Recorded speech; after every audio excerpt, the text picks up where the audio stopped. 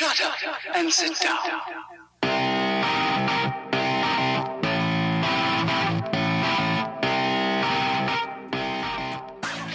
Everybody my age pees their pants. It's the coolest. You ain't cool unless you pee your pants.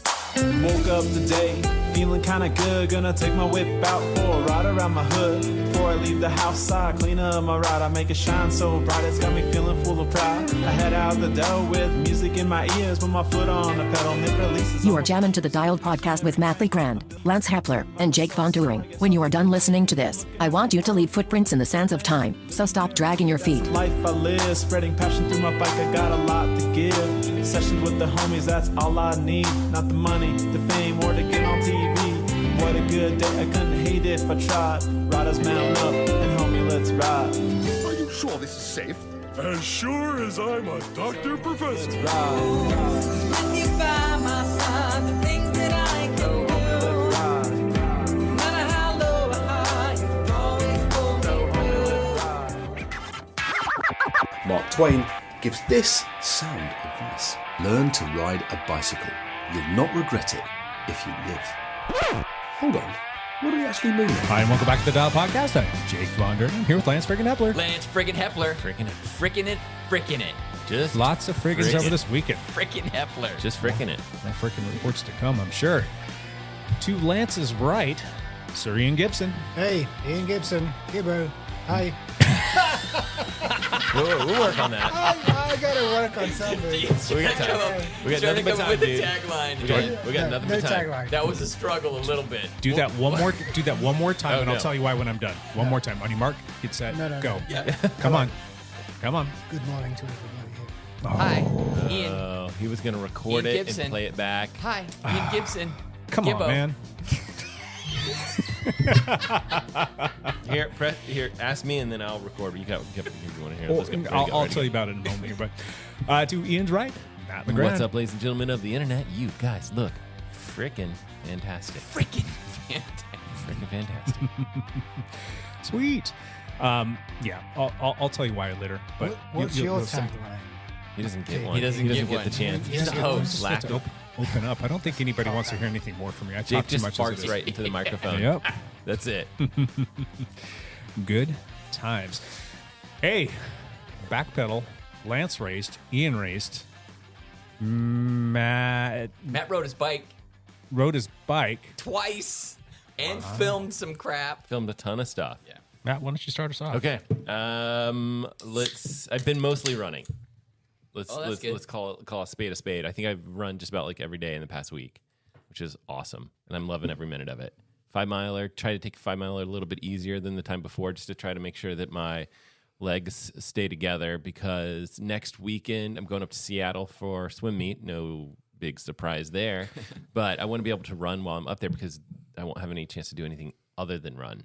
That's a great thing about running, and why this is a great running podcast. Because you can just cycling. Stay on target. Stay on target. Bring your shoes, and you're good to go. But the weather here is, to call it spectacular, is not doing it enough service. It is sunny and 75. So freaking nice. It's been really great It's this sunscreen up, sunscreen your buns, and get out there. Everything's green. The cherry blossoms are popping. Popping. Yep. Buds are starting to poke out on the trees. And so I went out on the bike on Saturday, which was kind of the plan, but didn't have anyone to ride with, which is fine because I did my old like standard hour thing that remember when we used to do this like hour challenge, like an hour a day from when is it? It's in the fall. Mm-hmm. We used to have this challenge the thing. Dialed 100? Dialed 100. It was like August 16th to Thanksgiving. And I used to have this route where I would just like go cruise through all these neighborhoods, and it was kind of flat and it was kind of fun, and you kind of you're just ripping turns, and it's just like super, super fun route. And so I did that, and I just had a blast by myself, and I blasted the music, and it was great. Life was good. And then Sunday I did my normal long run, and then went out and I filmed for a long time. I went out there with Cassie driving, and I was like either flying the drone or filming stuff with the gimbal, and we filmed. Fun. Yeah, it was super fun. And we filmed a ton of footage for these kind of 4 pro triathletes that were all kind of getting together and riding. Basically, Evan Price podcast extraordinaire. Evan Price just got his like merry group of pro triathletes together. There's a new pro triathlete in town, and by in town I mean he's like way the F out in like Tualatin or somewhere. And but you know, I mean there's only so many of them, but he's been coming up to visit a good bit. His name's Simon Shee.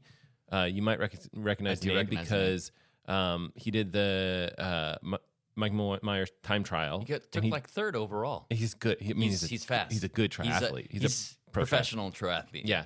And he's actually comes from a swimming background. He swam collegiately. So legit swimmer, very good triathlete, and good time trialist. Next year, we're going to have a special category for triathletes. Pro triathletes. Pro triathletes category. There'll be like three of them. Triathletes in non-UCI legal bikes. Oh, yeah. That's right. He probably had his diamond bike, which is not legal. But he. So what's interesting is if you guys paid really close attention, you'll notice that the time trial course that's on Strava went down on Saturday. I did. Did you see that? Yes. Okay, so the weather was better. The it weather wasn't as windy. was better, but it you was also nice. had like You had four pros and swapping poles, right? It was basically like 6 guys. At one point, there was like 6 guys out there pulling stuff. And it was funny because they finished their 5.5-hour ride and they got back and they knew that they hit like one of the segments like pretty hot, and they knew that they were probably close to the getting the segment on Strava. And Ari Cloud, do you know who Ari Cloud is? He's another pro triathlete. He's probably a little bit better than those guys. Like he's quite good. Comes from a running background, and he was like, sweet. His Strava pulls up like you got the KOM, and then Simon's loads, and then boom, he got the KOM, and it was of course whoever had like moved up through the group the right time or whatever it was, and Ari Lance thought he knows had how to it. do that really well. really, really well. It's a fine science. So we filmed all this stuff and just had a blast, and the weather was great, and Cassie was a trooper. We were out there and we're just driving around like with the group, right? And we come across this group of like down cyclists, like kind of in the middle of Lower River Road or whatever, like not a good spot, like not a spot that you would just stop, right? We're like, crap, these guys crashed or whatever it is. And it's a pack of women, maybe 6 or 8 women.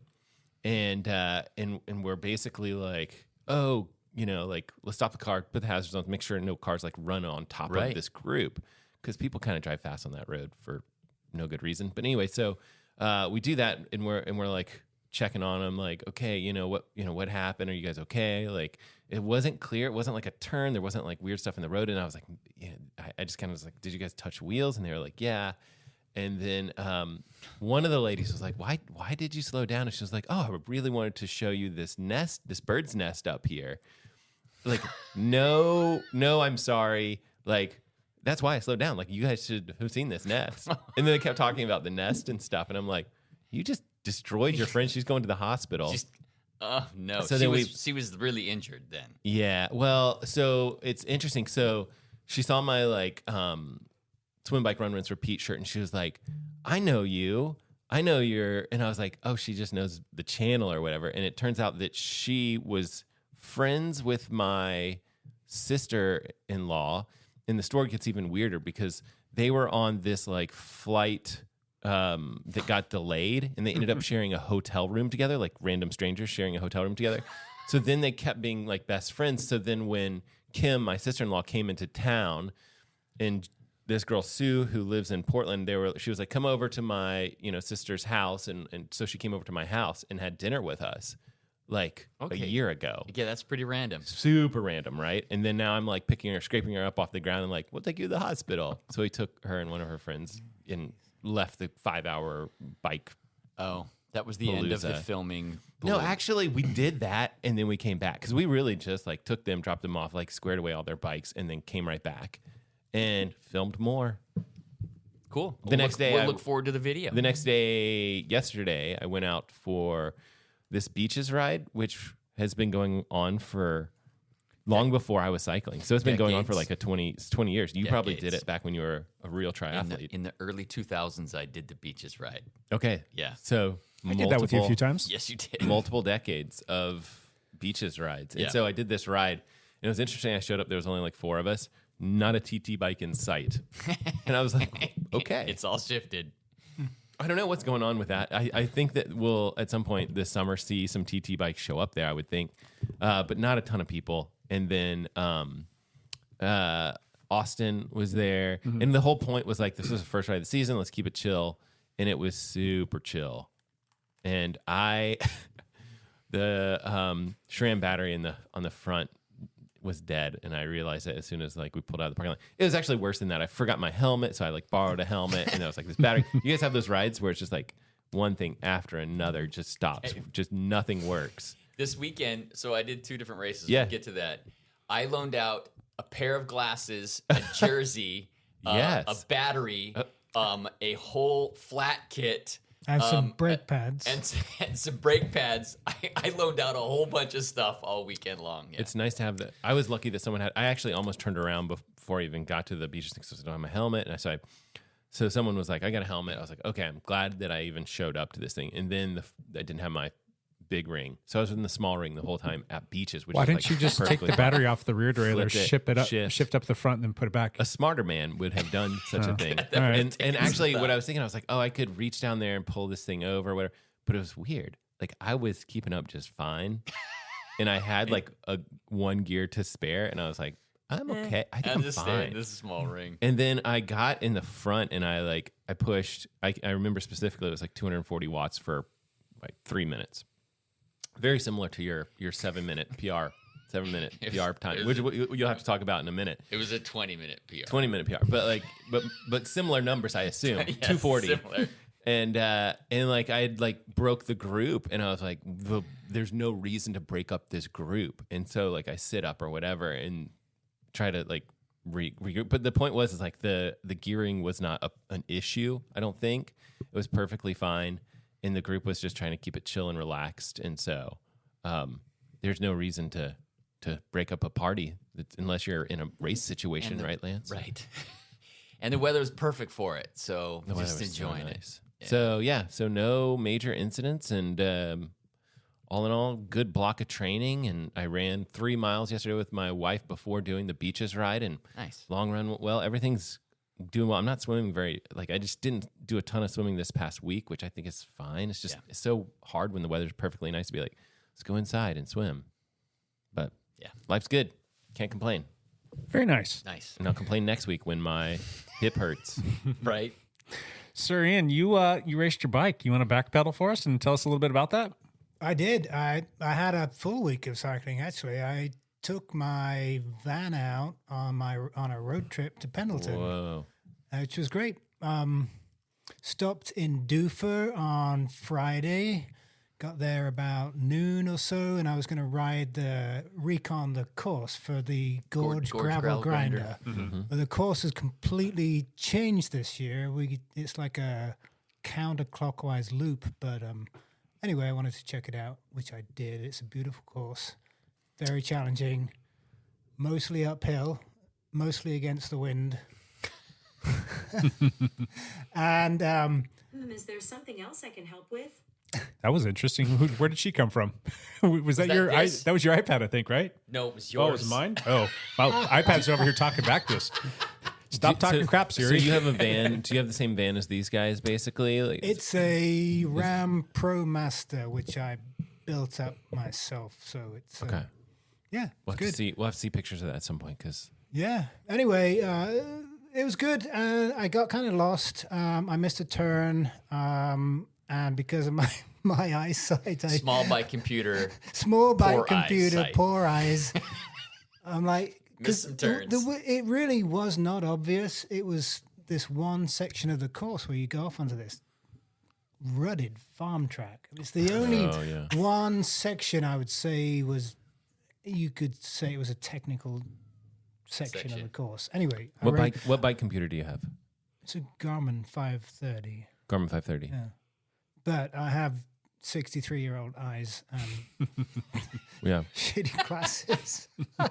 And I was having fun because it was slightly downhill at the time. So I was traveling at speed and I just kept going. And then I got to this T-junction and I'm like, I recognize this. This looks familiar. And sure enough, I'd done this smaller loop and come back to almost where I started. You're like, So dang I'm it. like, I could either can the ride now, go back to the van and call it a day, or I can go back up the hill to where I messed up and keep going, which I did.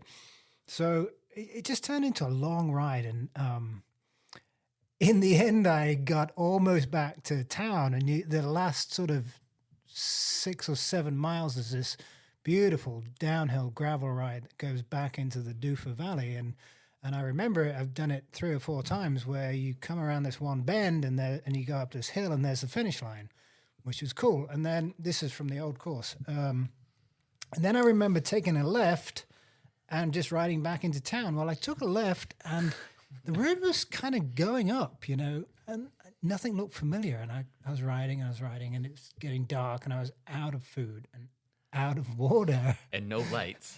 And out of cell phone coverage, like my maps on my phone weren't working. Nothing was working. I've been there before. I'm like, I better turn around. But if I get this wrong, I'm going to be spending the night in a field. Anyway, it turns out that I missed the correct turn, or I didn't go far enough to the correct turn. And when I did, sure enough, I was 3 miles out of town. So you made it I was back. relieved. Made it back. But rode like an hour and a half longer than you wanted to. Yes. Yeah. Yeah. But it was great. So it was like a 60-mile, 5 hours I was riding. Anyway. So spent the night there in the van in Dover, and then drove to Pendleton, scene of the brand new Real West gravel race, which was great. Rode a section of the course on Saturday afternoon.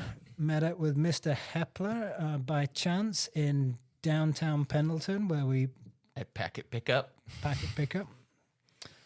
And then race the next day. How did you do? That's the only thing we really want to know. Oh, Yeah. The race. yeah. How'd the race go, Ian? Oh. You did a race. That's probably what's going on. I'm still You're still completely drained from this race. Like I still can't walk up the stairs properly. It was grueling. It was a lot of fun. The weather was great. It was so well organized. I did fine. I got second in my little category. Was that a proper full race, 100%, or was it kind of a fondu-ish kind of a thing? No, just full race. Everybody was racing. Yeah. it was a full race, but it was split into a long course and a so-called short course. And neither one of them was that short. The long course was 68, I think. And anyway, And the short course was 50 miles. Okay. But Was there a big elevation gain difference between One the two? was the short course was 4,000 feet of elevation gain. The long course was 58, 58. 6,000. Most everything out there's pretty rolly, though. There's Yeah. nothing like long or like Right. super steep. There- you might have there's some some short, l- punchy things, Yeah, but there's some long climbs, but they're not steep. yeah. The challenging thing was something like 94% of it was gravel. So It was all gravel. there was nowhere to rest. You were pedaling the whole time.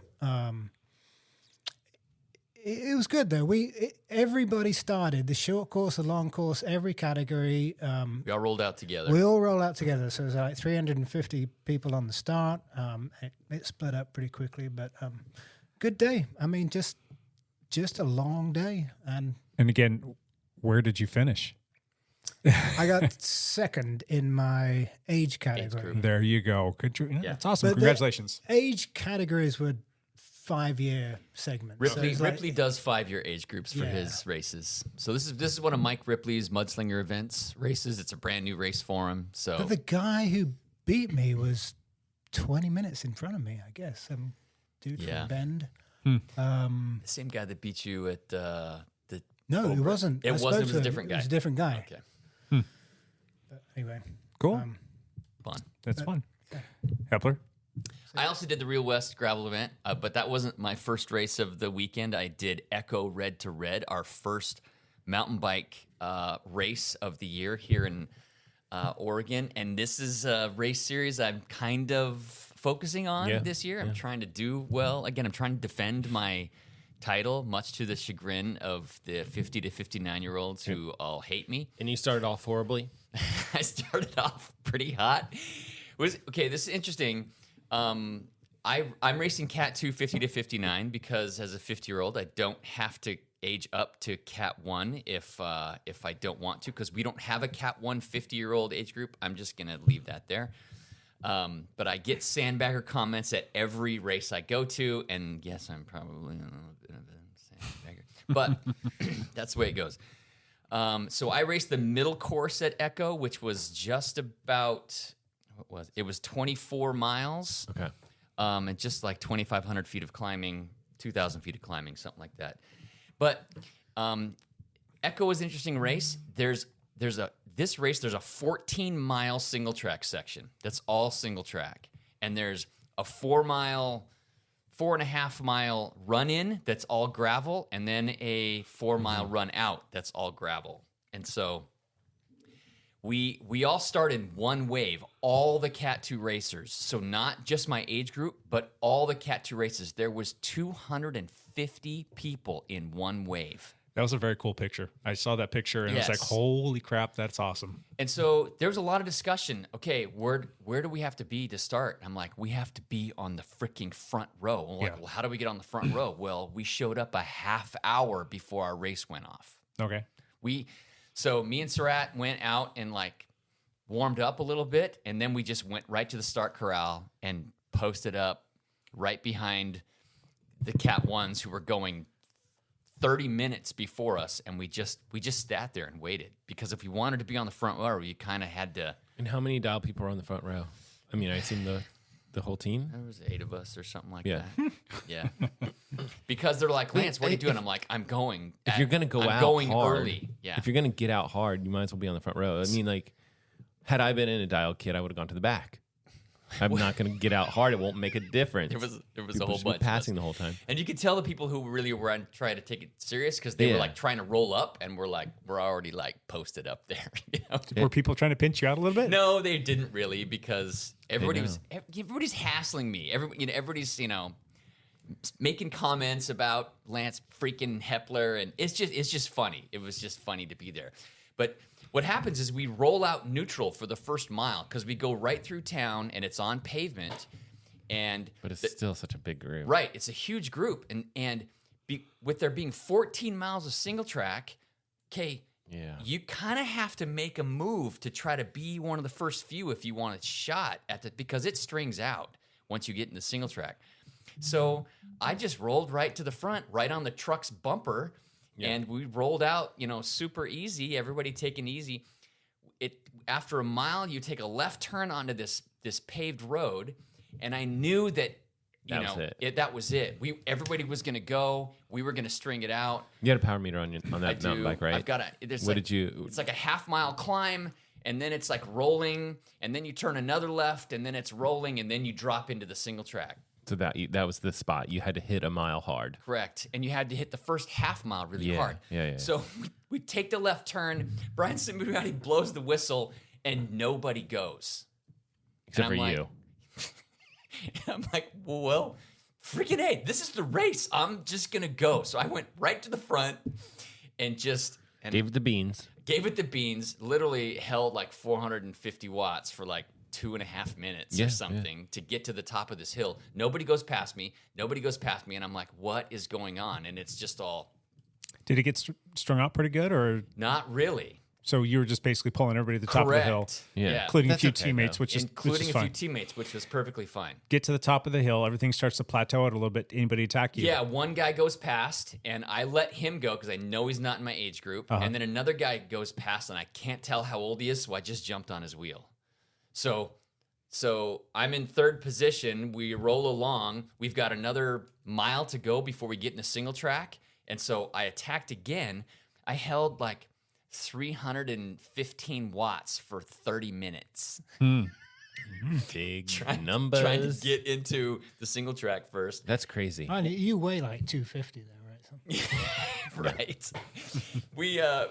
We finally turned into the single track, and I ended up being second wheel into the single track. Nice. So I'm like, okay, I've got a shot. And 4 of us got away on the single track. And so we're all mixed up, all different age groups, right? Because everybody's together. But literally within a half mile on the single track, the 4 of us had already put in like a 20-second gap because one guy going slower will slow everybody else down. Yeah. And so we quickly realized between the four of us that we were in 3 different age groups. There was one guy from Grants Pass who was completely gunning for me and told me so before the race. He's in my age group. Okay. And then 2 other guys who weren't my age group. And so I, within like 2 miles of the single track, I went to the front, and that was it. Me and one other guy, not in my age group, we pulled away from everybody else. How was the single track? Was there any technical spots that were tricky? Echo's not really technical. It was just single track. It's just a lot of single track, a lot of corners. The faster you can corner and hold speed through corners and know how to ride dusty or blown out stuff, the better off you're gonna do. And the course was in good condition. Had you pre-ridden the whole thing? Or I pre-rode like 10 miles of it the day before. Okay. Yeah, so not a ton, but I've done this race like every year. I've done this race 4 times. This is my 4th time. So anyway, we get to we come out of the single track. There's 5 more miles, right? And me and one other guy are away. We know we're away. Did you guys work together, like take turns? Because that's only on some of that's gravel road, right? Only on the gravel road, Right. and we fully said, "Hey, let's just swap poles here, and we'll just sprint it out at the end." He's like, "Absolutely, we'll just sprint it out at the end." I'm totally fine with that. Yeah. And so we helped each other and went pretty hard. And so out of that 200, and we came down to the finish. Of course, the other dude out sprinted me. Oh, no. He sat on my wheel through all the single track, which was totally fine. He wasn't in my age group. He was a 40-year-old, so it didn't really bother me. But I did end up winning the 50 to 59-year-old age group. So. Congratulations. And it was huge. There was 73 people in that group. And this is part of a series. This is the first race in a 7-race series. Okay. Best 3 races. Your best 3 races count. So you can skip. So you already got number 1. So Like I got 1. You can't throw that one away. Yeah. So we'll see how the rest of this goes. Yeah. But what's the next one? What's the next race? The next one's Mudslinger. It's April 3rd. It's in 2 more weeks. And it's down by Corvallis. Quick question. So they trimmed that down. It was, 5 before of 7 or 5 of 6? Last year, it was 4 of 7. 4 of Your 7? best 4 of 7 races. No, they're this trimming year it down to is 3 of 7. So let's say that you do 3 and you win all 3, and some other dude does 3 and he wins all 3. How do they split the tiebreaker? The last race of the season is worth 101% instead of so.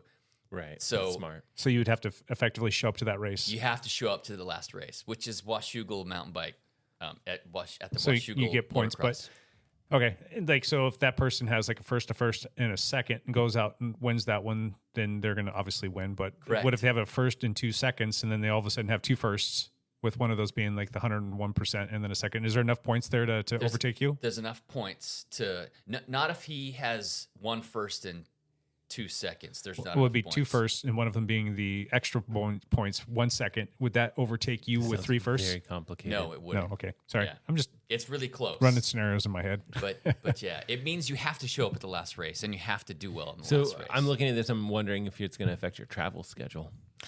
There's one race I am going to miss. I already know I'm going to miss it because it's the same day as the Gorge Gravel Grinder, which is a big bummer. But the Gorge Gravel Grinder is going to be a big team event for us. We're going to have a lot of teammates there, and I kind of feel like I need to be there. So I'm skipping the mountain bike race to do the Gorge Gravel Grinder. But yeah, I was pretty stoked. I set like a 7-minute PR on that course, which is really It's crazy. It was way faster than I anticipated. So I was pretty happy. So. Good. And hated.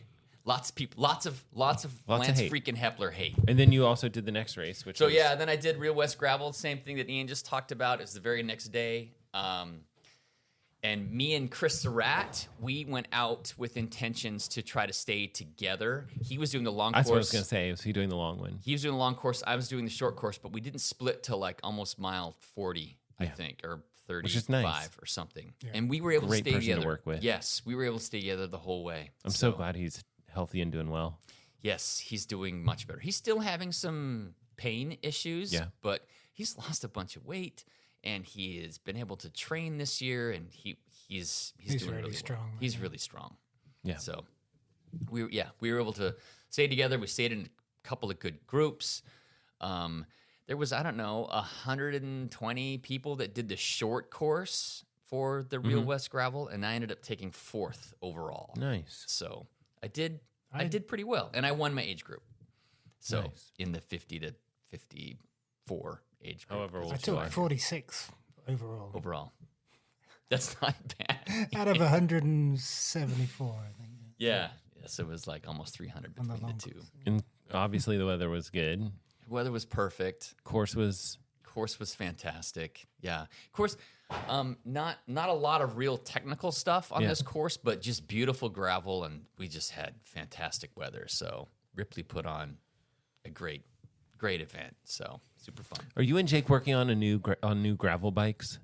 Yeah, I'm racing the Envy Mog now. Did you race that on Sunday? I raced that on Sunday. Yeah. How was it? It freaking ripped. Really? Yeah. Do you prefer it to the BMC? The BMC oars I had, That's what's it feels a little bit more planted on descents than the oars did. The oars did a little bit better on like rough stuff. Because it's got a little bit more of like hardtail geometry. Okay. The oars has more hardtail geometry, and so it does pretty good on single track and but this one is just a little more planted. Is it stiff? Does it feel stiffer? Yeah. Yeah. Yeah. And it's lighter. Quite a bit lighter. Which is good. Yeah. Depends on like what you're doing, right? Now you have both of those bikes, you can play around. Correct. So it was good. So it was a good start. Unless you're gonna won my Super Bowl sell your races. BMC. I probably will. Who wants it? Jake? No. No. Nope. Matt, you want the oars? Yeah. Okay. I want it. Dibs. Done. I call dibs on it before any of the podcast listeners can be like dibs. Matt calls dibs. All right, that's it. Sorry, that was a lot. There was a lot of racing. Well, you raced a couple times. It's not like cyclocross season when you're like 12 races in the past 7 days. I was pretty happy with how good my legs felt on day 2. Yeah. After a pretty hard effort the day before. So, I don't know. Something's working. We'll just keep rolling with it. Stay healthy. I'm trying to stay healthy. Yep. Cool. Jake? Nothing. Did you lift? Yeah, I went to the gym. Did my normal Jimmy things, but threw around pink padded weights. Pretty much, yeah. Little 2-pounders sometimes. But I did go to the doctor and had my ultrasound, and it turns out I've got 2 things going on. So it's like a BOGO deal. I got to buy one, get one for a little freebie there. Did they do any guided injections? They did. So I've got this. It's like I got to pull it up. It's some doctor's name that coined this injury that I have. It's like a little cyst thing, or not a cyst, but a lesion on the lateral part of my hip that kind of sits over the bursa in between the muscle layers, and it's just kind of extremely painful. It's not super painful. It does get a little bit irritated, and my bursa is inflamed as well. But that is 100% where a lot of the swelling is coming from, and I guess the protocol for that is there's a couple that they can go in there and like surgically remove it and do all the things there, or they can do they do some other steroid things. injection, right? Well, there's that, and then I guess the prevailing thing right now is they go in there and they inject like a talcum into it, and it causes everything to coagulate, and then it pulls everything together, and then it will eventually heal itself over the course of time. That's weird. It's very weird, and I am not 100% sure like if that's what we're going to do yet, but he did say on the grand scheme of things that the size of the lesion wasn't like huge. He's like, I've seen some that are like 3 or 4 times the size of the one that I have, but it's still a problem nevertheless that they can sort things out. And there's that, and then there's something going on inside the actual hip joint itself, and that was the one that was like, oh. So he's looking at things through the ultrasound. They're probably going to want to do another contrast. Well, they're going to do another MRI with contrast this time, just to kind of figure out, more specifically what's going on. They can better see things. How much time did you spend in that ultrasound last time? It was something like 18 hours, or just like the MRI. You mean? Is that what it was? You did like a big long one when? Yeah, not the ultrasound, MRI. Yeah, the MRI took twice as long as it should have. It was about 45 or 47 minutes or something like that. That's just like you're just sitting in there and like they're telling you, okay, this is one's going to take 3 minutes. This one's going to take 5 minutes. And you're like adding up everything in the head, and you get your headphones on, and there's no music this go around, so you're just like trying not to go crazy listening to the dunk dunk dunk dunk dunk dunk dunk, the whole thing. So yeah, there's that. But anyway, the other part, he was doing the ultrasound, looking at stuff. He's like, yeah, some things just don't look right here. It's hard to tell exactly what it is, but I think that this is where all of your symptoms that are problematic are coming from, other than the swelling. And he's like, you could be getting some swelling from this as well. He basically said if we were to do an injection and I were to find relief, and in this injection they were to use a sort of like anesthetic, basically just a painkiller for your hip, if you will. And he said if that caused all of the symptoms to be like to subside or to kind of go away, that they know that that's the source of the problem. I'm like, sure, let's do it. And so he did the whole like ultrasound, got injected, put a big giant ass needle into my hip, into my hip socket, if you will. And he injected this stuff in there. And, we talked for a few minutes and then got up and went out to the desk to set up my next appointment. And he's like, is it feeling any different? I'm like, not really too much yet. And then I'm like, oh, I'll keep you posted. And then I'm supposed to go into the portal and report to him later that night, as well as the next morning, how it felt. So I get in the car and it's a 45-minute drive home because I had to go all the way down to Lake Oswego. And I drive home and I get out of the car and I went, holy ice cream sandwiches. My whole leg felt 100% normal. I'm like, that is fantastic. But at the same time, I'm like, son of a biscuit eater. The problem is there. In the joint. So anyway, that was a fantastic feeling. I had a hop in my step. It was a beautiful sunny day. I went to the gym. I'm running around doing all the things. I'm like, my gait feels normal. I've got no dull ache, no tightness, no weakness, no burning feeling, nothing. I just felt great. Got to about 7 or 8 o'clock at night, and I think I sat down on the couch, and then like, I don't know, just all of a sudden you can feel like start to turn on and start to like slowly creep back. And I'm like, here we go. Got up the next morning and then it was 100% back. And it was actually even a little bit more tight. I don't know what it was with that injection, but. Well, you probably ran around on it. Yeah, maybe. If it's a painkiller. Yeah, there's obviously something in there going on. And if I'm running around like nothing's wrong, and went and did a leg workout, and he told me, he's like, use it and see how it feels and do all the things. He actually even told me to ride the bike. I ended up not, because I just kind of ran out of time, but I did ride the bike at the gym, like a stationary bike at the gym for about 10 minutes. And anyway, long story short, that I felt the swelling, but the hip felt great when I was riding the exercise bike, felt great through the workout, felt great for the rest of the night. And then, like I said, the next morning when I got up, it was all back to square one and then some. So anyway, we had a little... Is your doctor Dr. Jared Cottrell? Yeah. How do you know? Lucky guess. Yeah, you know him? No, ultrasound guided injections. Oh. That's like his game. Did he do yours as well? He has played with my Achilles a little bit. Oh, sweet. So played little banjos. Yeah,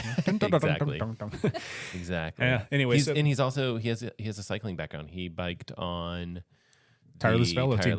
Yeah, raced cyclocross back in 2013 or 14. Kind of nice to have a doctor that's a cyclist. Yeah, he's a very active, super cool guy. Like I really quite enjoy him. I like his demeanor, his bedside manner, his communicative nature. It's just he was a good dude. So anyway, I had a telehealth appointment with him, and he is actually referring me to a different hip specialist. He's not necessarily a hip specialist per se. He's kind of like let's solve all of the weird, crazy problems that happen in orthopedic land. Yeah. And now I'm going to be going to see a different doctor that he's recommending me to that's outside of the Rebound Orthopedic Network. Is this like a surgery thing? Like, do you know, according to him, it's going to be me going in to have my hip scoped, and they're going to take a closer look to see what's going on. And I don't know what they'll do while they're in there, but it's like 100%. I'm having to have surgery for both things, to be honest with you. But I'm not so worried about the lesion. I'm a little bit more concerned about what's going on with the hip. Can they add a motor or something like that directly into the hip? Already asked. He said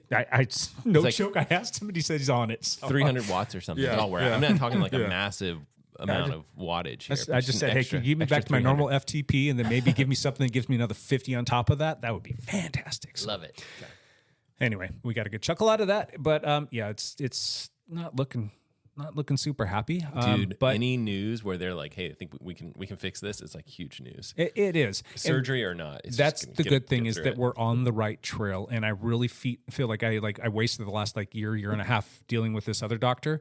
I don't want to disparage him. I don't want to throw him under the bus or anything. But I mean, I'm asking him all of the questions, and it's just like, I don't know. You just don't. Yeah. This stuff is hard. Yeah. Anyway. So yeah, I will hopefully be hearing back from them very soon. He was going to be reaching out to that doctor, sending over all of my patient information and kind of getting him up to date with what's going on. And I'm supposed to be hearing from them so I can schedule an appointment to go in and see him.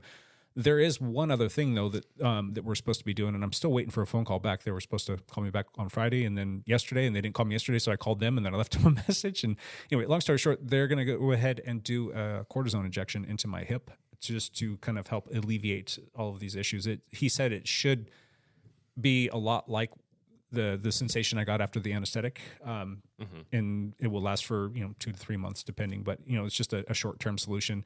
my reasoning for asking him if that was an option was simply so I can get back on the bike. You know, I don't want to cause more damage if I'm gonna go out there and do stuff. But he said you're still going to be active, right? I'm like, yeah. He's like, well, you might as well do it pain free, and we'll get you in to see the doc and figure out what's going on from there. But that's kind of where I'm at.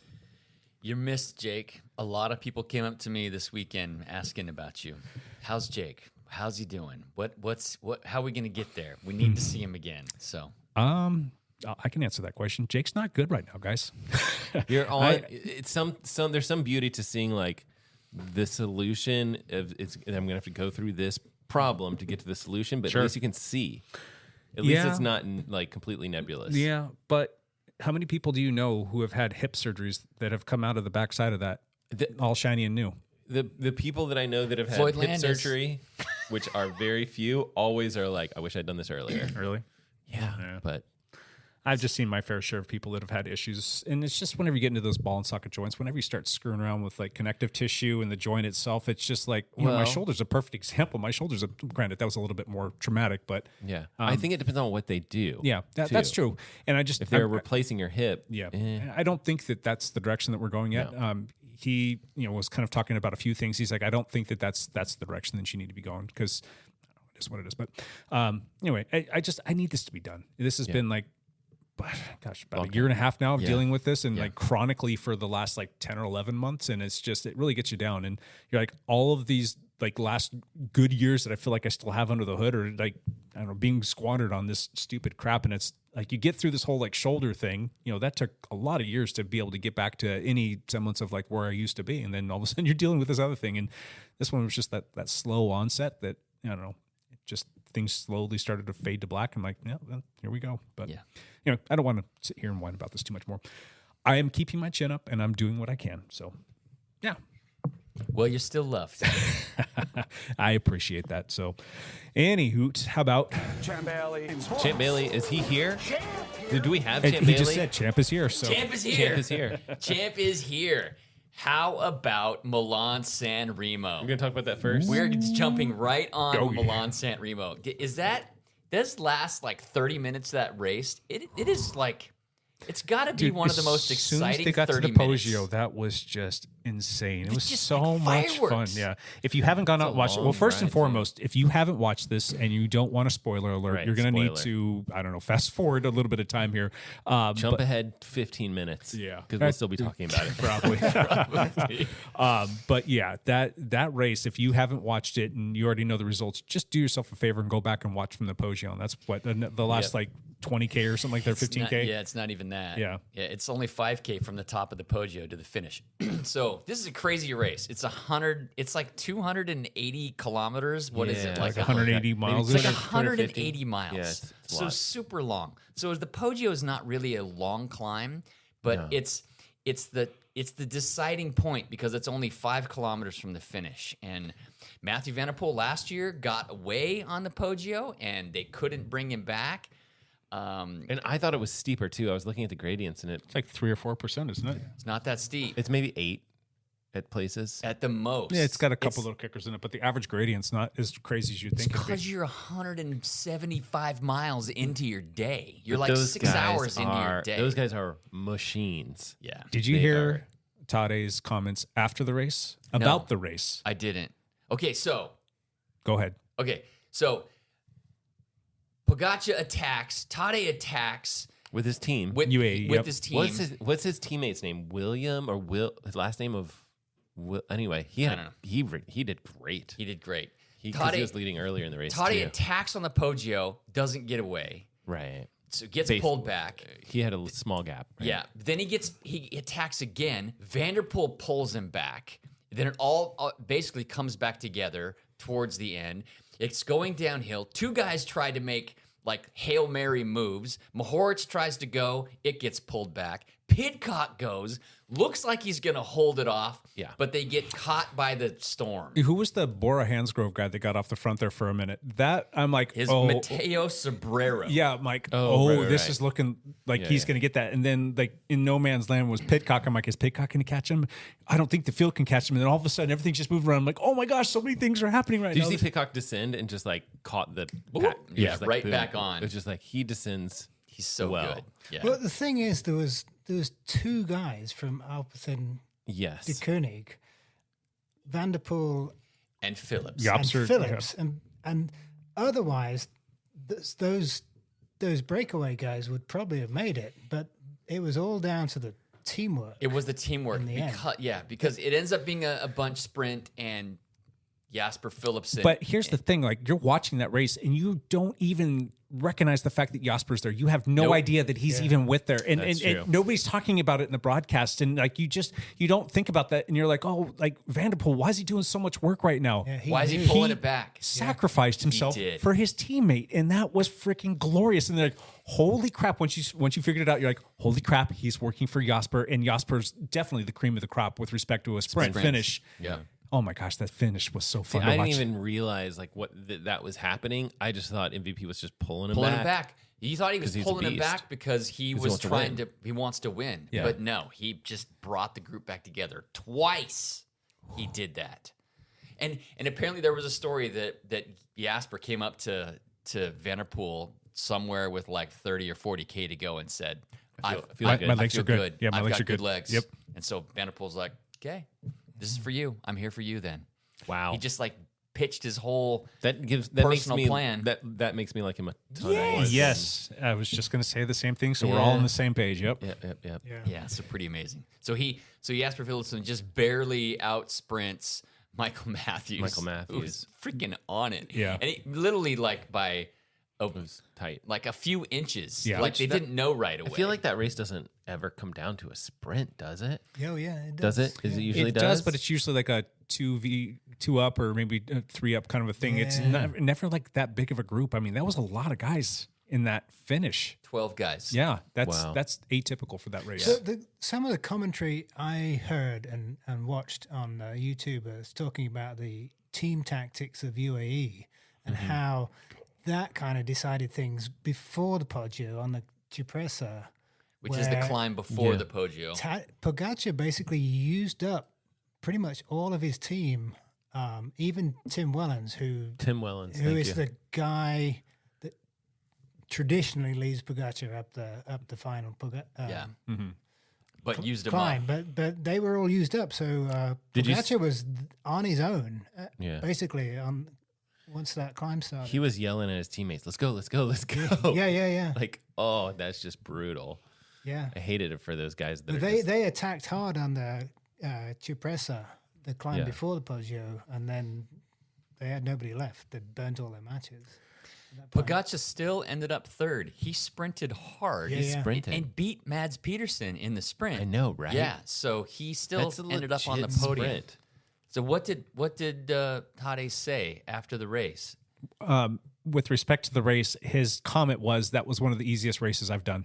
What? 100%. That's what he said. He referred to that as being like a very easy race, and everybody's like, "Wait, what?" Wait, it was 6.5 hours, 6 hours and 14 minutes. That's what the man said, and he looked fresh and chipper. He did look like he couldn't get his That's team freaking to. scary. It looked like he couldn't get his team to push enough. Yeah, is what it looked like. He needed more. He just. Then why didn't he attack? He should himself on the bottom. He's of the done that espresso? before. Why didn't he Attack just do with that? 60 miles to there. go. A lot of the pundits are saying that they had a good plan going in. They just didn't execute the right way. They could have done much better. They probably could have put Todd in a much more favorable position later in the race, or if they played their cards a little bit differently. I need to go back and watch it again just to see exactly where they fell off. But like Ian already alluded to, they probably used them up a little bit too soon. So Can I throw out my hot seat question right now? You want to do that? My hot seat question. Here's my hot seat question. We're gonna get back to I it. can come back to hot. But what's the I can question? come with different. What does Tadej need to do to win this thing next year? Okay, we'll get.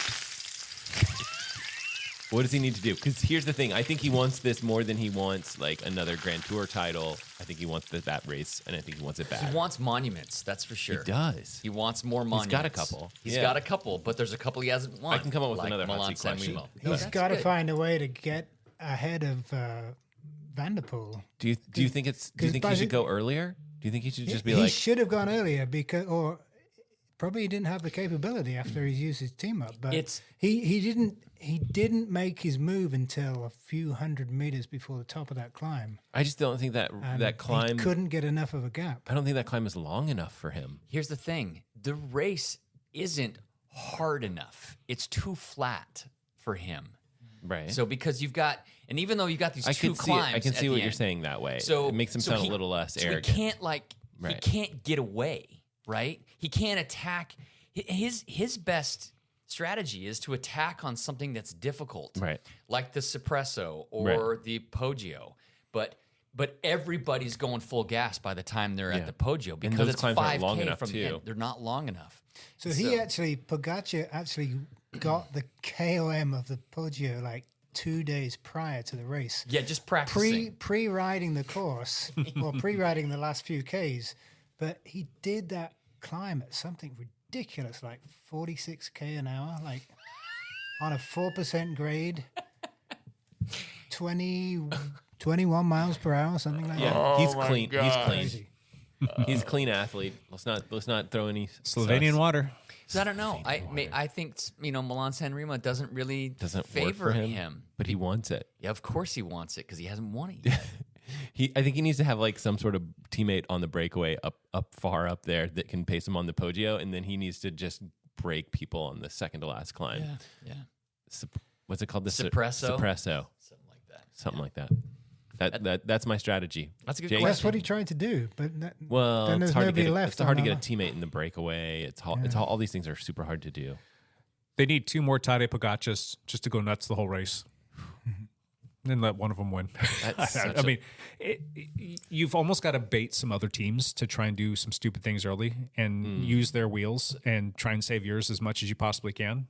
I think, I don't know, that's just kind of my 2 cents. But Milan San Remo is different. It's too easy. It is too predictable. There's 2 climbs at the end. That's where it all comes down to. Unless somebody gets a 10-minute break, there was a break up earlier the in the- road earlier in the race, But it's so long. and they were working well the race together. Is so long. Yeah. That it's not going to work.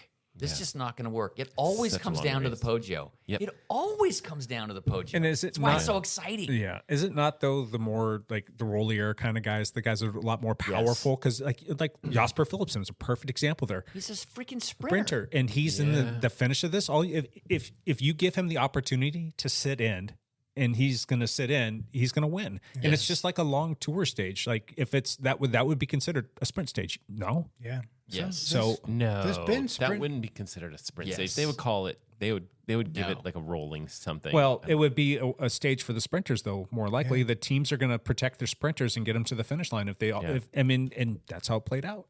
And like a big guy like a Vanderpool, that's why he won it, because he's got those big watts and he can break away probably with a little bit more oomph than a Tadej Pogačar. Right. Last year, Philipsen's not there. He doesn't have a teammate there. So Vanderpool violently attacks at the top of the Poggio and just gets away. They could not pull him back. Right. So if you look at that descent, it's technical. It's freaking scary. There's like 4 hairpin turns that are really tight. Someone like Pitcock looks like he could win that thing. Like it just looks like it's a good race for him. But once you get to the bottom, there's 3K. Yeah. Or 2.5K before the finish line, and that is flat. Yeah. So you have to be able to ride that out. And Pitcock was descending head and shoulders above anybody Yes, he else was. as well. Yes. Ooh. Just the fact that Tadej, I think, when he saw that Vanderpool was pulling him back again, he didn't keep going. He's like, okay, I'm not going to keep pressing this descent because it's all coming back. So it looked like he descended smart and carefully and not recklessly. Yeah. So pretty crazy. And there was a crash on the descent prior to that one, I think. Someone that was in the lead, I think, just took it too wide. And then you've got bikes on the course. And so there's another couple people that went down. It might have been the front pack, but none of the serious contenders got into trouble. It's funny. I only watched the Poggio. The last Poggio. Yeah. That's all I watched. Fair. That's fair. Too crazy. That's where fun. the race is. Yeah. So anyway, very cool. Fun stuff. Good race. Other results? There's lots of other results. So the Volta Catalunya, a stage race in Spain, in the northern part of Spain, it started on Sunday Tadej Pogačar does Milan San Remo Saturday, starts the Volta a Catalunya on Sunday. And so they've had 2 stages already. Today was like 10,000 feet of climbing and 114 miles, and Tadej won by like a minute and a half. Oh, he's already leading that. So those guys are just machines. It's very similar to you doing red to red on the Saturday and same. Pendleton on the same. Sunday. Basically the same. It's basically the same. Yeah. What was that mountain bike race? Like 30 miles? Mine? Yeah. It was an hour and 40 minutes. Yeah. Oh, same. Yeah, it's basically the same thing. So pretty crazy. Anyway, so yeah, he's already kind of crushing that, and it was like nasty weather day, and he still just crushed all that. What else happened? The Mid-South happened, the first like big gravel race of the year, and it ended up being like a 7-person heads-up sprint for a 100-mile race, which is pretty crazy. Won by Torbjorn Andre Rode over Griffin Easter by literally a tire width. Yeah. Was finish. Greg Van Avermaet in that one? I know that he's making his gravel He was debut not. this season. Okay. He's in Unbound. He's doing Unbound this year, Greg Van Avermaet. What else is he going to do, though? Because I'm told that he's going to race a bunch of gravel. Is he going to do the Live Fitness? Don't know. Don't know? Okay. He's not one of the 30 Lifetime Fitness athletes. Gotcha. Would you say that he's probably the most notable name to come from the pro hell peloton? yes. Yeah. So that's going to be a force to be reckoned with right there. So yeah. And there's been some talk at Unbound this year that there's a couple people that are bringing teammates. I was going to ask that exact question. Like, how are teams going to start to play more of a role in gravel? Maybe that's my new hot seat question. It can help, but it's not helping yet. It's a little too hard. Yeah. Yeah. Anyway. So that was Mid-South. The women's race, I need to make sure I say that too at Mid-South. The women's race was won by Lauren Di Crescenzo, 3rd time in a row. Wow. She's won that. So good for her. And then our Obra races, the Echo Red to Red, the mountain bike race, won by a Bear National Team rider from Boise who came over. Wow. Rowan Nistal and Noah Strife. Both Bear National Team guys. Holy crap. They're 16 and 17 years old. And they raced in the men's elite, huh? Yes. What was the time differential between them and the next couple finishers? So they were a second apart, so they Okay. clearly raced together. 3rd place was Landon Farnsworth, who is one of our best racers Oh, here in Oregon. He's from the Bend area. He's 25. He was 20 seconds back. Okay. So not too So it far was back. interesting. He was probably trying to reel him in as best as he possibly could, or they jumped him at some point in time. Correct. Well played. The elite women at Echo Red to Red was won by Emma Marinin. She's also from Bend. I actually helped pull her in at the very end. Ooh. I saw that picture of that on Instagram. It was like she posted something in View and you retweet. I don't know. Oh, Retweet. That's she how old I am. posted the start line. Oh, was that what it was? The starting. The whole group of 250 of this Cat 2s are all starting together because they posted that. But Emma, even though she won the elites, she was not the fastest on the day. There were 2 Cat 1 women, 19 to 39, who ended up beating her, including our own Kylie Hanel? Kylie Hanel. Yeah, Kylie. She ended up having the second fastest time of the day, Wow. which is just really freaking amazing. Kylie is an animal. She's like her dad. She's definitely her dad's daughter. On the mountain bike, she is just, I don't know. Would you say that she's She was faster than me. we're the crown all in day. the Hanel family over there now? I don't know. Those are some fast people Yeah, over there. there's some pretty Job fast handles. people. And then I better do the Real West gravel race, the elite long course. Dude, where is it? You know what? They don't have it because it's all broken up by age groups. They didn't put the overall? Yeah, it's not on the Ober results. It's on their other results. Okay. Well, I can come back to that later. Anything else that you want to say about that race? Any Nope. more results? No? I think that's good. Cool. We had a lot of teammates out there. A lot of teammates did really well. So a lot saw the top step. Good job, team. And everybody else. Awesome. We good? We done? We're good. All Camp right. out. Cool. Thanks, Jeez. Champ. How far are we into this?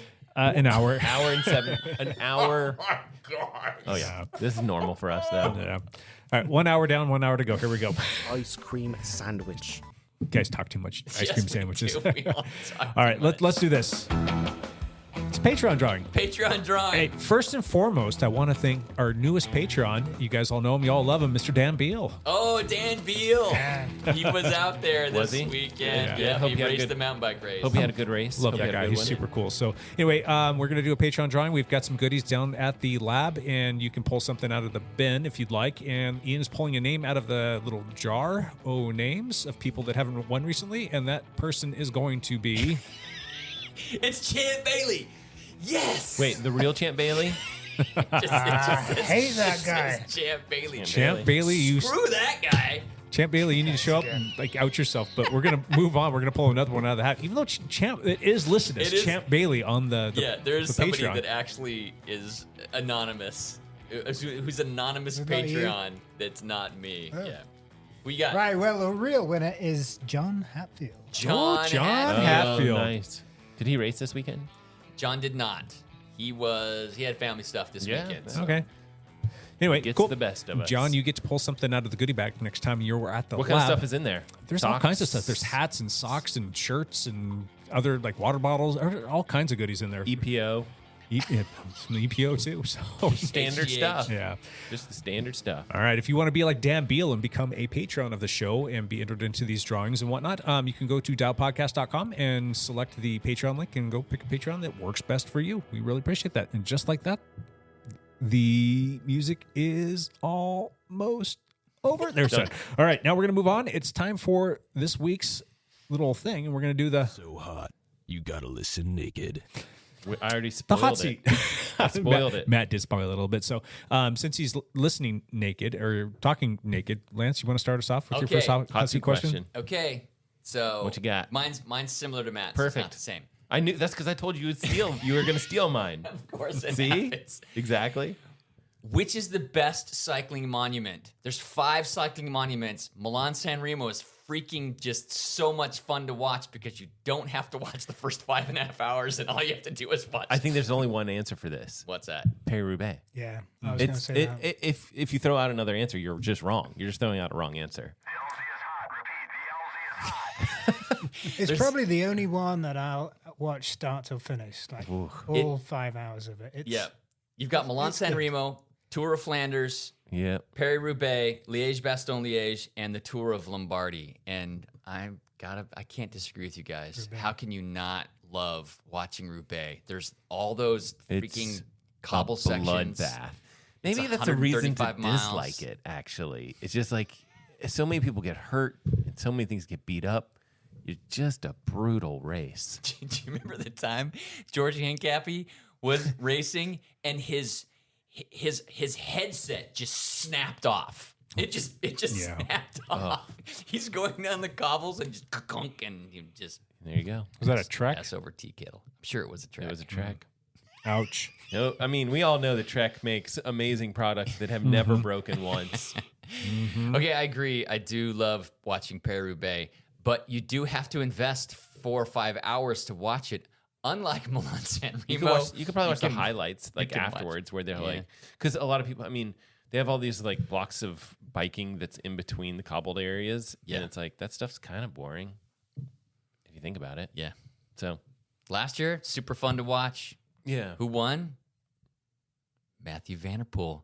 He got away at the end. He's a beast. And Wout van Aert was with him, and he flatted with like 5 miles to go or something. That was it. Yeah. Anyway. Tour of Flanders is this coming weekend. Has right? Wout won a think so. monument Next weekend. He hasn't, has Yes. he? Oh, he has. Okay, He has. He has not won. He has. I don't know for sure, but I feel like that's another guy besides Tadej that's like just gunning and just grinding his teeth. Like this is a thing that I want. Although I don't know. We'd have to ask him. Come on the podcast. Wow. he has won. No. No. Yes. Yes, he has. Anyway, go on. Look it up. Have a look. We can switch to the next hot seat question because that was that went by pretty quickly. Jake, Matt- did you give an answer for We all Favorite agreed. month? Okay, It was yeah. unanimous. That was a. Yeah, that's because that's the right answer. Did I come up with another one? Do you want to come up with another one? You want to ask your question again and have us run through that again, or Oh yeah, what you got? how's Tadej going to win San Remo? Yeah, we kind of already talked about that. Do you have another one that you want to run out? Not off the top of my head. I can come up with one if you guys give me more time.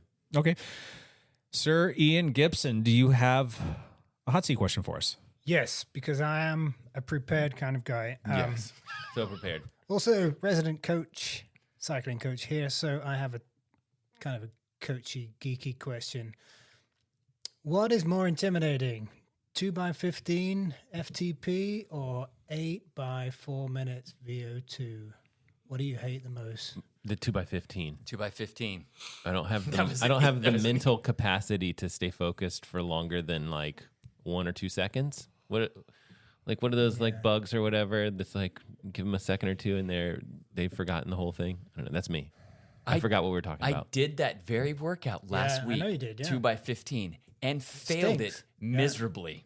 I could not make it 15 minutes. Which You is did- crazy when you think FTP supposedly is a power that you can sustain for considerably longer than that. Right? Yes, that's right. And you can out in the real world. Like if I you, was on the trainer when I did it. Yeah, how does that compare to your mountain biking numbers? My numbers were way better. Wildly better. If I look at my power curve on Strava and see what I can actually do for an hour out in the real world, it's way more than I could ever do in an FTP interval. But yeah, I mean, 15 minutes is soul destroying. I And agree. VO2 is hard because it's higher than your threshold, but those 4-minute efforts are like Yeah, but those last 40 it freaking seconds, hurts. It just freaking hurts. But it's only 4 minutes. they stink as well, but very effective. Those are child's play. You got to do 20 minutes. 20 minutes. That's 20-minute VO2, yeah. I used to do the 2x20s pretty regularly back in the day when I used to ride bikes, and those hurt something terrible. But they paid good dividends. Yes, they do. Yeah. Yeah, absolutely. Yeah.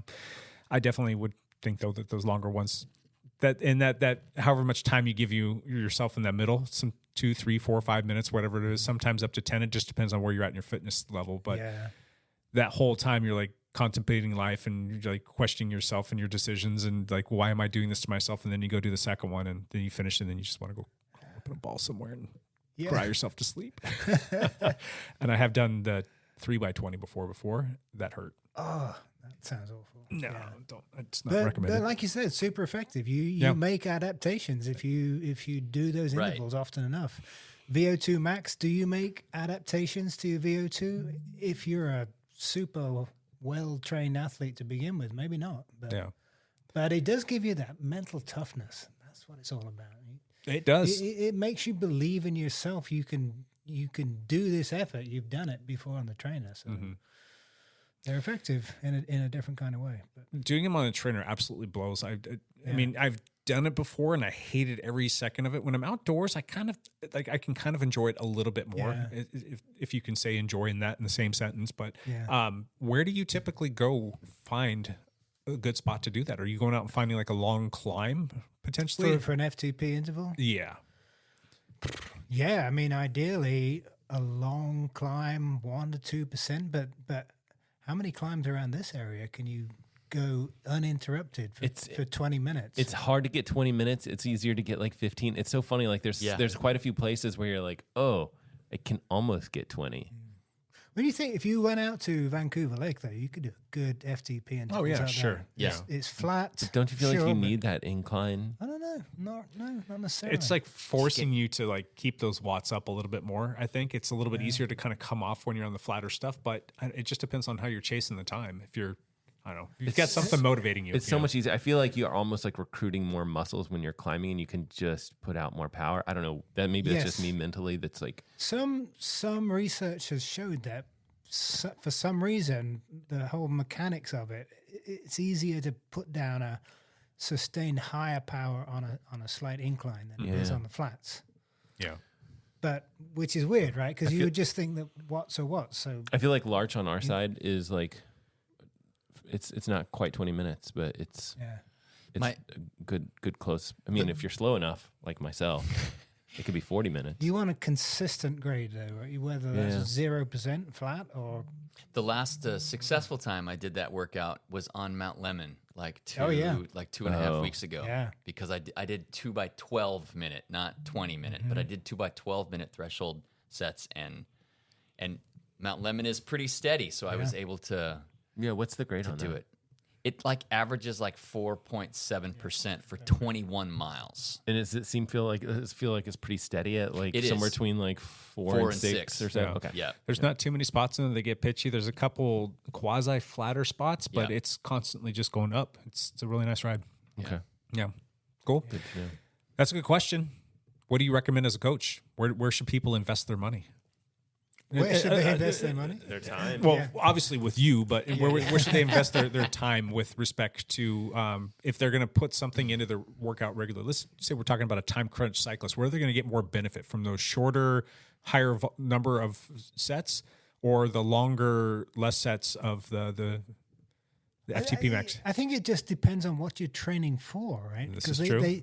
they work different energy systems. So if your race is going to be long, hard efforts, then your high FTP counts. But like a regular road race, like some of these road races that are coming up, Mason Lake, Paper Town, they're flat and they're surgy, and so the ability to go hard for 2, 3, 4 minutes at a time is probably more important, because on a race like that, where are you going to put down your FTP? Maybe if you take a flyer off the front, or you caught off the back and you got to catch up. But otherwise, you're zone 2 tempo in the group, and then you got to keep up with those surges and have something left at the end. So horses for courses, so they say. It's just getting specific. Yeah.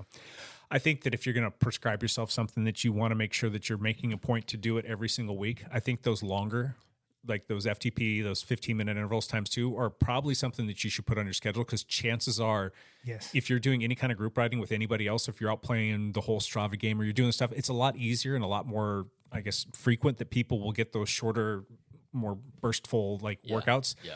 It's those longer efforts. It's the longer They're hard efforts, to because get like when you in get a into group. those group rides, if you're going to do that, you're going to end up dropping a lot of people, and not very often are they that consistent. So I think that that's probably the one that you should work in your calendar if you're doing some other stuff already. Yeah.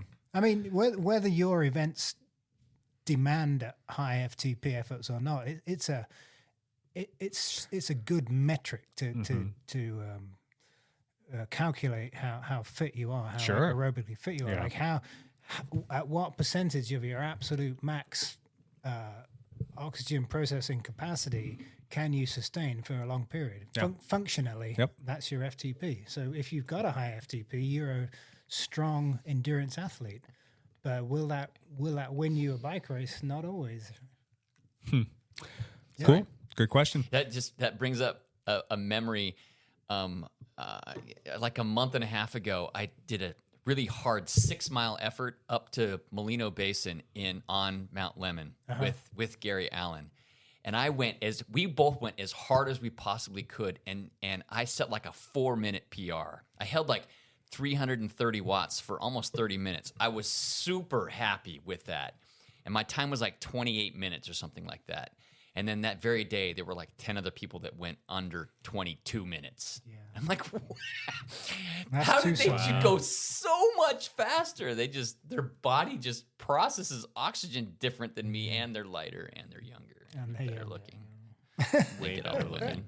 That's the biggest factor, really. It's hard to prescribe yourself difficult intervals. I don't have my own coach right now, and I know when I set my workouts in Training Peaks, subconsciously, I don't want to set myself something too difficult, because it's intimidating, right? So anyway, okay, I found the answer to Wout van Aert. He has won one monument. He won Milan San Remo in 2020. Okay.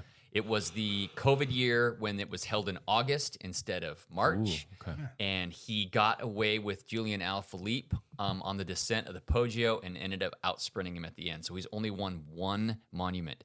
Now, that's a big sore spot for him, because he desperately wants to win Tour of Flanders because he's Belgian, and Paris-Roubaix. Those are 2 races he really wants to win. So he's skipping all these early races this year, and he's spending 3 weeks on Tenerife at altitude camp by himself, just trying to hammer away. When you 2 jokers getting back on a plane to go back out there and ride with Wout? Yeah, we should Wout go back. needs training partners. Yeah. he needs me. He needs We're you. going to Mallorca, right? We are talking about going to Mallorca. Okay. Seems like a good idea. Yeah. I have another hot seat question if you guys want another one. Bring it. If you were 17, 18, whatever, like that age group, and you were looking at colleges and you were looking at places that you would want to be able to bike, and biking was super important to you, where would you go? University of Colorado Boulder. Yeah, Boulder? I was going to say that too. My daughter got accepted there, and that was originally where she wanted to go. Like that we looked at 7 different schools, and that was after we looked at that campus, that was the very top. I'm like, sad to think that my daughter's going to be moving to Colorado in the fall, but at the same time, I'm like, sweet, I get to visit my daughter in Boulder, Colorado multiple times a year. That's going to be awesome. Yeah. My daughter came home and started doing some more research, and she's very driven, very scholastically driven, and she doesn't want distractions. So she does not want to go anywhere that's known as a party school. Well, it turns out CU's a pretty big party school. Yeah, sure. Yeah.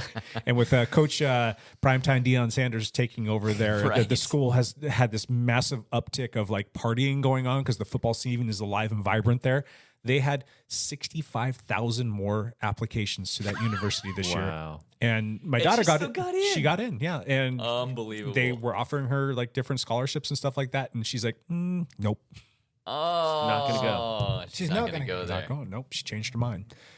She's looking at a few other options now. It's still on the list. I really doubt that she's going to go there. She just doesn't want to be a part of that whole scene, even though she loves the area. I mean, she already picked out the place that she was going to go apply and work for. And she's like, I will get a job at this place, little place called Taco.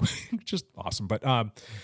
So anyway, that's such a freaking awesome place to ride bikes. I lived in Boulder for a year and a half. I too went to school near Boulder, but not university. But it was one of the best places to be a cyclist. Mm-hmm. The infrastructure there is pretty slick. Fort Lewis College in Durango, Colorado is also a very big school for cyclists. A lot of great cyclists come out of that program. Pace McKelvin, Sepp Kuss, Sarah Sturm. There's a bunch of big people. Ian Brown is going to school there right now. He was a Bend, Oregon teenager that is now on the Bear national team and just kind of crushing it out there. So Fort Lewis is another good school for cyclists. University of Utah. Salt Lake City. They have a pretty good program, and the cycling is great there in the spring and the summer, and during the winter, not so much. But still very good. And same with Boulder, I guess. It's mountain town. Yep. And then the one in the Pisgah Forest in North Carolina. What's it called? Brevard. Brevard. Thank you. Yeah. That's another big cycling school. Yeah. We had a teammate go to Brevard, Paige. Paige Edwards. Yep. How's she doing? She's doing okay. She's had a lot of health issues this last year, and I don't think she's racing anymore. Okay. But her father, Todd. Yep. He was at Echo. He took 4th in our age group. The Phantom took 4th. Yeah. So he did really well out there. Good job, Todd. Yeah, so good job. Super cool dude. Anyway. Yeah. Cool. That's a good question. I like that one. Is it my turn? Yours. Got to be your turn, right? All right. I've got 3 questions. Because that's I thought I had a lot with two questions. I like to one up Matt. I don't get to do all the bike riding stuff. I got to one up you with questions. First question, quick yes no answer. When this podcast is no longer a cycling podcast, will you guys still be on it when we are a gardening, photography, and weightlifting podcast? I'm huge in the gardening, photography, weightlifting groups. All right, Matt's out. Out. I'm out. You're out. I'll do weightlifting. You'll do the weightlifting? All right. You'll be our key informant or key person to come in and give. Look at that. He's flexing over here, making me feel inadequate. Ian, you're 63 going on 33. What the heck, dude? How do you stay so ripped, so lean, and so fast? I mean, there's seriously. Give us a list of drugs. Are you Slovenian? Give us the numbers. I walked around the beach with this dude shirtless, and I put my shirt back on because I felt self-conscious because I'm walking next to the 63-year-old who's still ripped. I've been hitting the gym for the last year, and I love it. It's just putting the work in, I guess. Ian and I have talked a few times, and his story is encouraging to me on so many levels. I mean, first and foremost, I mean, I'm not getting this whole ageism thing, but the fact that you're 63 years old and you're still out there kicking ass is freaking awesome. Yes. And I know that I have to keep an eye on you when we're getting into situations where it gets spicy, because Ian will jump you and he will put you in your place. And it's like, what the hell? Sprint. So there's that. And then you look at Ian being in the best shape of his life right now at 63. And then when I first met Ian, it wasn't too long after I moved here, he and I were both on the same Monster Media racing team. That's right. And, you know, we're talking about stuff, and then you just start talking about Ian, and he's shared the story with me a bunch of other times. Like, he was at a point in his life, and I'm sure he's okay with me talking about this, where he wasn't riding, his health wasn't good. He was having issues with different things, and it really wears on you. It puts you in a bad mental state, especially when it's prolonged and it just keeps pushing you down. He's trying to figure out things, and then finally, like, had some sort of, you know, revelation, and they got some things sorted out, and then he just got back into cycling, and it changed his whole demeanor, his whole disposition. He connected with community, and these are the wins that I like to hear about cycling. They're fantastic. But I remember a picture that Ian shared of me, and it's a stark contrast to where he's at right now. He was wearing some blue kit. He looked like looked like a Smurf. That was at Alpenrose. Yeah, and velodrome. With the velodrome, and like you could tell that he was like carrying extra weight, and he was just getting back into it. He looked like a full-on Fred, and I'm sorry to say that to your face, because you were not a Fred by any means at all. But where you were at there was probably like a lull, and you probably had great levels of fitness earlier in your life and whatnot, and then you full on come out of that with like this rocket approach to getting to the top of your game, and people can't beat you now. You're too damn fast. It's awesome. Well, I got beat fair and square on Sunday, but no, I thank you for all of that, and I think it should be encouraging that, you know, you can get in this place where you just think, well, that's gonna be life right now. I'm in pain. I'm overweight. Things are not going well, and you can come out the other. You will come out the other side of it. Yeah.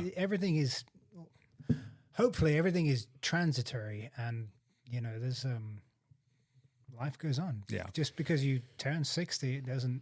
Yeah, you it's don't true. stop wanting to be that athlete. But there's so many people that are 63 years old that are like, can barely get out of a recliner, you know, and they're 50, 70, 100 pounds overweight, and they're just dealing with disease. And it's a testament to how you treat your body and the things that you do to it in a good way that can give you longevity, which is fantastic. Yeah.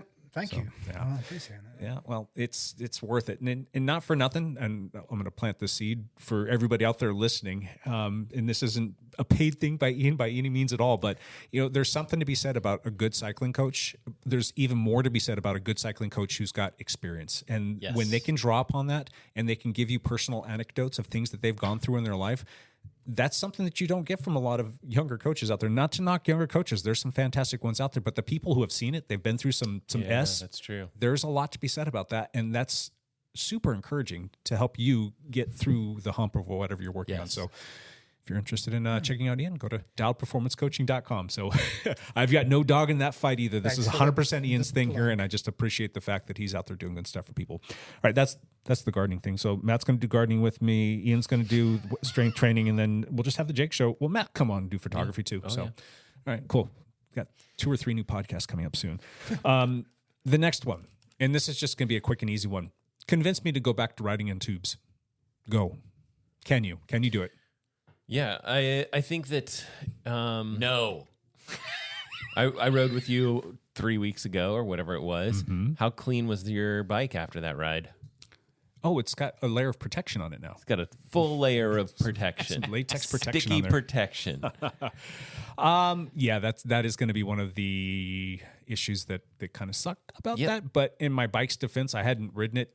I think I've ridden that bike once. Well, that'd be like the second time in maybe 4 months. So I don't know if it's up to snuff, or I don't know. I've had tubes that have lasted like over a year. Yeah. And just been like the luck of it or whatever it is, like tire paired well, whatever it is, just like things just worked. And I mean, in those situations, like, well, why would you do something different? Sealant, I've also had really good luck with, so I'm trying to talk you out of this, but well, not for nothing. If I had a Dyna plug with me, that would have been a full on non-issue. Throw that in there, just move on. Yeah. But any reason why anybody should still be riding on tubes, guys, on road and especially gravel? No, and mountain bike. Not mountain bike. I mean, I can understand gravel, if you're like sure. you ride like 3 or 4 times a year and you're not a cyclist per se, but if you're an active cyclist that's riding consistently? Is there any reason why you should still be? No. Okay.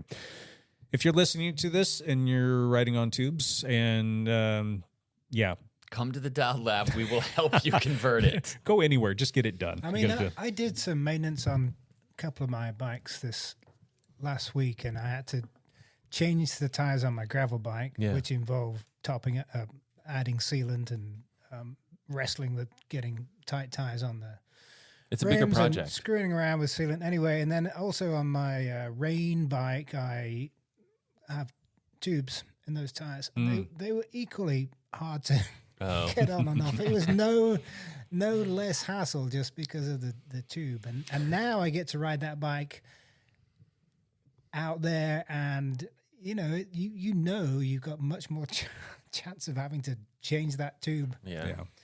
I just know that since I changed over to riding tubeless on the road, that is, I ride 9,000-10,000 miles a year back when I used to ride bikes. I would go from changing 8, 10, 12 flats a year to I had to stop once or twice to put a plug in or to put my finger on there for it to coagulate so I can move on. And there's just such a huge benefit to all that. And it's a lot more comfortable, and not for nothing too. One thing that a lot of people don't understand is yes, you can roll at a slightly lower tire pressure, and that's actually faster. It's smoother and faster, and it's more comfortable to ride. But the other thing is if you're not really good at sighting and you have a tendency to hit a lot of crap on the road, that tire is going to be a little bit more supple, and it's going to actually absorb the energy from whatever that thing is that you're hitting, as opposed to that thing hitting a super hard tire and just slicing through it. So you're going to cut down on flats that way too.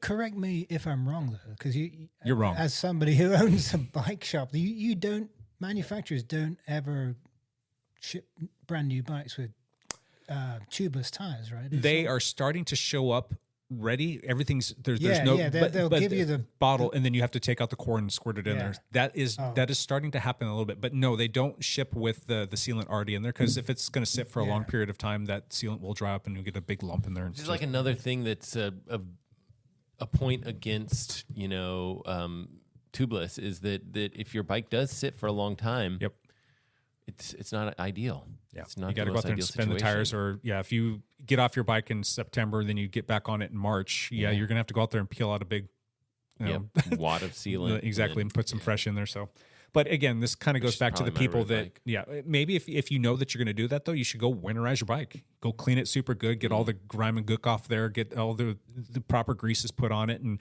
take out the sealant and just have it prepped and ready to go. I could see an argument to be made for I know that I'm going to ride this bike in the wintertime. Actually, I'm the perfect example. I know I'm going to ride this bike 5 times this winter. It's a block of, let's say, 4 months or whatever. You could say, I'm going to switch to tubes for that 4 months, where it's the bike's mostly going to be sitting. And that might be a better situation. I can make a case against that, though, because in the wintertime, how much more crap is in the road? Yeah, and what are the odds of you getting some sort of a puncture or pinch flat or something along those lines? There's so much junk in the road, even right now. Plus, riding in the wintertime, you're going to want to ride with a little bit lower tire pressure, just to get a little bit more surface area contact so that you don't end up hitting the deck. You're wrong, Matt. You're wrong. Sorry. I've never wrong. Okay. And never been wrong. Here's my primary question. Mathieu van der Poel just signed a 10-year agreement with Canyon Bicycles, and they have not disclosed that sum of money, what that is, but you have to imagine that is a very, very large sum of money that he's getting to ride their bikes for the next 10 years. Van der Poel is 28-ish? So Canyon's going to be paying him until he's 38-ish, so 29, so almost until he's 40 years old. Yeah. Is that a wise investment? Yes. Hell yes. Okay. It's Van der Poel. For the next 5 years, it's very wise, but the 5 years after that? That's because Matthew's got a very good agent. Yep. Right. Exactly. Yeah. Scott Boris representing him or something. You're paying for those next 3 years, and they're just wording it as a 10-year contract, and it's good for the company too, because the dollar amount, whatever, the interest rates are exploding or whatever it is. It's that number's already set in stone, and he can't adjust that. True. So he also extended with Albus Phoenix.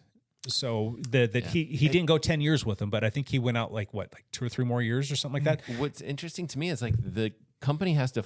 It's very weird to sign a specific rider like that. None of the other big riders. Yeah, that means that Alpecin needs to stick with Canyon as well. So they're also having to pay that team. Yes. And they're also And having to whatever provide team- that team with a bunch of bikes. Even weirder, like whatever team he goes to next, they're like, what if he goes to Trek? You know, I mean, like he's Alpecin stuck. was created for Mathieu van der Poel. He put that team on the he map, Put yeah. that they came to him and said, "We're going to start a team. We want to start it with you. Who do you want around you?" They created the team for Mathieu. So not surprising that he re-signed with them because they came out of nowhere, obviously. But Van der Poel's on your team. You're going to have some results, and then you're going to start attracting other great riders. And that's what happened. They've done great. I heard commentary this week about Jasper Philipsen. His contract is due this year. It's up at the end of this year. It's up. He's rubbernecking. And one of the attractive things that's going to keep him with Alpecin is having this lead-out guy, Mathieu van der Poel. Right. Right? Right. I mean, those two now are just working together. Yeah. It's amazing. It's a well-oiled machine. They've Yeah, got a. yeah. So they've why wouldn't you? Yeah, I think they've done it's- some great things. I think that more than a lead out train, dollar bills, y'all. I think it's like whatever team is willing to put together some money, they'll find a good lead out for him. But I think he seems quite happy there. I don't know why he would leave, but dollar bills. I guess. It's money's going to be money for him. I mean, if Ineos came along, does Ineos have a sprinter?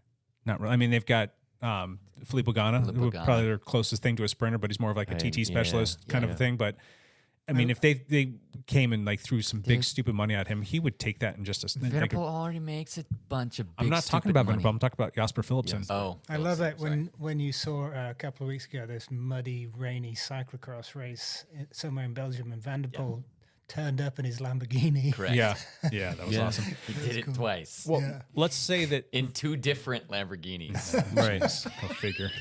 Let's say that Alpecin moves on from Van der Poel. Let's say that team folds, and like, where's he going to go now? And he's going to have to be riding on a Canyon bike. How do they work out that? I mean, that just adds layers of complexity. You're right. So it's super weird. Which means that Alpecin de Koenig will just change sponsors. That team won't go away. It'll always be Van der Poel's team. They'll just change sponsors. You have to imagine that he's probably invested in that as well. He's got to have some sort of ownership in it, maybe.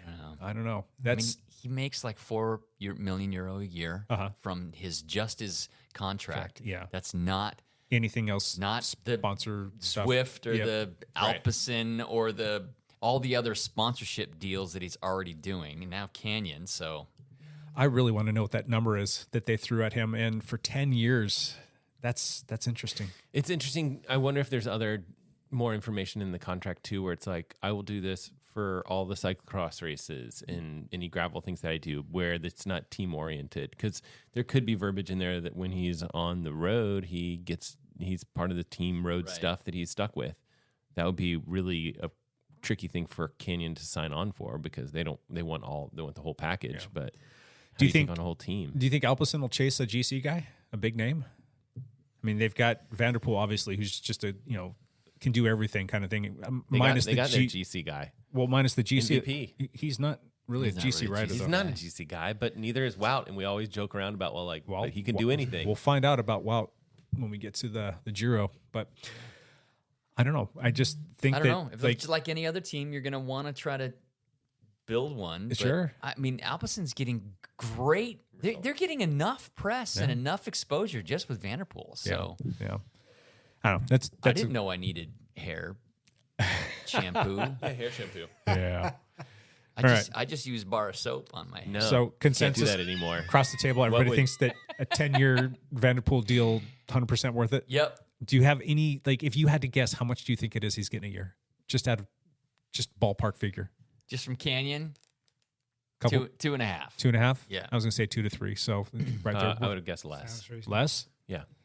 For 10 years to lock a man up and say that you're going to ride our bikes for the next 10 years? I don't know. I mean, I'm just guessing. Yeah. Who knows? Yeah. I was just going to say, let's just say $1 million a year, so it's a $10 million contract. Mm-hmm. And he has to ride a bike that he likes. Yeah. And he still has all the team stuff. So, yeah. Who knows? It's crazy. I'm sure someone has an answer. Is there another cyclist out there, pro cyclist, who's individually sponsored by a particular bike brand? Granted, you know that Peter Sagan probably gets a hefty contract or something like that from Specialized when and they kind of chased him around to all the different teams that he went to. And I don't think though that they had a contract with him that was that length. It was probably more specifically tied to like wherever he was riding. I don't know the specifics on that, but that's the Speaking only. of which, he has like heart surgery coming up or something crazy like having that. issues. Yep. Second heart surgery. Yep. Again, huh? Wow. Yep. Oh, all right. Hope he's okay. Cool. Anything else on that? No. Nope. Good. All right, let's move on because we're getting super long. Let's do one last thing. Matt, you want to go first? Sure. I last posted about the Mike Myers time trial. Yes, you did. Mike Myers That's a good little Memorial video. Time Trial. was cool. Short little video. Talk about that. Go check it out if you haven't seen it. It's got bike footage. Maybe you're in the video. Go check it out. Yeah. Next, I think, is Apple Vision Pro goggle thing video. And then I might try to throw something quick together with all that footage I got, because I got a ton of footage from the weekend and I don't have a specific plan for it. Okay. I'm sure something will jump in your head. Yeah, I'll probably do a little talk over, maybe make a 3-minute video or something, Sure. something short. And then after that, I have a whole bunch of other videos coming down the pipeline, and just not enough time to get to all of them. Is there anything in the future that you're just really wanting to do, but you just can't find the time? I know that you've talked documentaries before in the past, Yeah, potentially, I but would is there love to. something that you're going to try and make happen? I haven't talked to Josh about this, but I know he's on board for Josh Monda, doing a very much of a documentary style thing with him. That's a great story. Yep. Yeah, I would really love to do that. It's just a matter of that would be a big project for not a lot of return, I guess. There's not there's not money there that we would just be doing it. So it'd be fun though. You got to do what makes you happy though. What's going to make you want to keep making videos, and that's kind of one of those things. I think that'll be super good and super fun to put together and work on with him. And I just kind of get to know the family a little bit and get to know a little bit more about him. And his story is ridiculous. Yes. So hopefully that in the future. I haven't really talked to him about that, but I know he's on board. So cool. We'll see. Sir Ian. My last thing is that I'm stoked that it's racing season again. We're back. We've got Mason Lake 1 and 2, the next 2 Saturdays.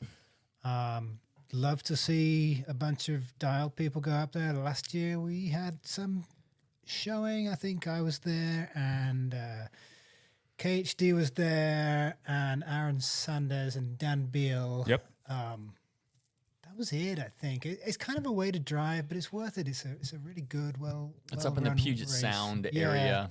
So there's 2 of those. Then we got Gorge Gravel, April. We've got Paper Town Classics also happening soon in April. So yeah, it's all kicking off. PIR, another few weeks. Oh wow. Wow. That snuck up on us. Yeah. Hepler. I got nothing to plug. I'm just happy to be here. Rebecca's Private Idaho. Oh, that's not. You're till plugging September. I am plugging because I'm It's wearing in September. a T-shirt. It's in September. Not till September. Is that the elevation chart on the T-shirt? No. Okay. It's the state of Idaho. State of Idaho. No. I get that part. Oh, I get that part. the background top, part of it. The background top part. It could be. It is, and you just didn't know it. And I just let you in on a little did. inside information. Come on, Lance. Yeah, this is Lance. I don't pay attention to crap, but you do wear stuff. but I wear stuff. That's it for me, Jake. You? My one last thing is this is podcast number 317, which is that's great. Just a number. It's a lot of numbers, but last week 316. I probably should have mentioned this. Last week was the end of our 6th year. Today is the official start of our 7th year of doing this podcast. Oh my gosh! Wow. Season 7 7. years? 7 seasons. We haven't done it for 7. Well, I guess we have finished that many, but we're starting our 7th season. Isn't that crazy? That is crazy. And you jokers keep listening. All you jokers out there. And if you're still listening to this at an hour and 40 minutes into this thing, well, thank you, but They're not. Yeah. We're talking to ourselves right now. Anyway, I just wanted to thank you guys for 6 years. This has been fantastic, and there's been lots of ups and downs and all arounds, and thanks for helping make this show happen, but entertaining the thought of coming in here and making me happy. This makes me happy. This makes me I look forward to this day every single week, so thank you. It wouldn't happen without you, Jake. Yeah, it's very true. Yeah. We tried and it sucked. Nah. One of these days I'll miss it. I've done 317 of them. I can't say it about you guys, but Nope. None of us have done that many. all right, we've done this for way too long. We will be back next week with another one of these, and until then, bye for now.